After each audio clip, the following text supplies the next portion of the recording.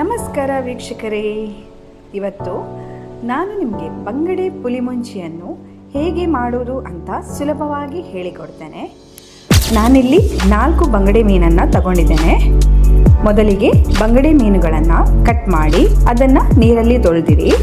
ಈಗ ಮಸಾಲೆಗೆ ನಾನಿಲ್ಲಿ ಬ್ಯಾಡಗಿ ಮೆಣಸನ್ನು ತಗೊಂಡಿದ್ದೇನೆ, 1 ಚಮಚ ಜೀರಿಗೆಯನ್ನು ತಗೊಂಡಿದ್ದೇನೆ, 2 ಚಮಚ ಕೊತ್ತಂಬರಿಯನ್ನು ತಗೊಂಡಿದ್ದೇನೆ, 2 ಚಮಚ ಸೋಂಪನ್ನು ತಗೊಂಡಿದ್ದೇನೆ, 2 ಚಮಚ ಕರಿಮೆಣಸನ್ನು ತಗೊಂಡಿದ್ದೇನೆ.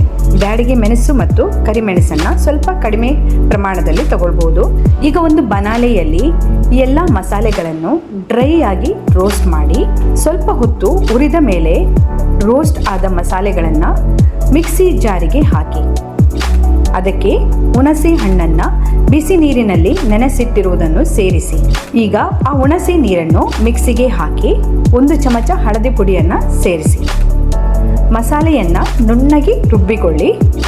ಈಗ ಒಂದು ಬನಾಲೆಯಲ್ಲಿ ಸ್ವಲ್ಪ ಎಣ್ಣೆ ಹಾಕಿ ಮೊದಲೇ ಕಟ್ ಮಾಡಿ ಇಟ್ಟಿರುವ 2 ಟೊಮ್ಯಾಟೊ ಹಣ್ಣು, 4 ರಿಂದ 5 ಕಾಯಿಮೆಣಸು, ಉದ್ದವಾಗಿ ಕತ್ತರಿಸಿದಂತಹ ಸ್ವಲ್ಪ ಶುಂಠಿ, 3 ಈರುಳ್ಳಿ ಇವುಗಳೆಲ್ಲವನ್ನು ಎಣ್ಣೆಯಲ್ಲಿ ಚೆನ್ನಾಗಿ ಫ್ರೈ ಮಾಡಿ ಅವು ಚೆನ್ನಾಗಿ ಫ್ರೈ ಆದ ನಂತರ ರುಬ್ಬಿಕೊಂಡ ಮಸಾಲೆಯನ್ನು ಸೇರಿಸಿ ಗ್ರೇವಿ ದಪ್ಪಾಗಿದ್ದರೆ ಸ್ವಲ್ಪ ನೀರು ಸೇವಿಸಿ.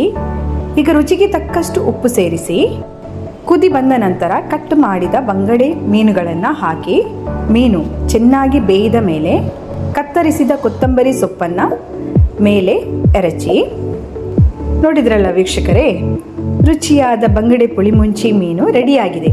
ಅದನ್ನು ಈಗ ಒಂದು ಪ್ಲೇಟಿಗೆ ಹಾಕಿ ರುಚಿ ನೋಡುವ.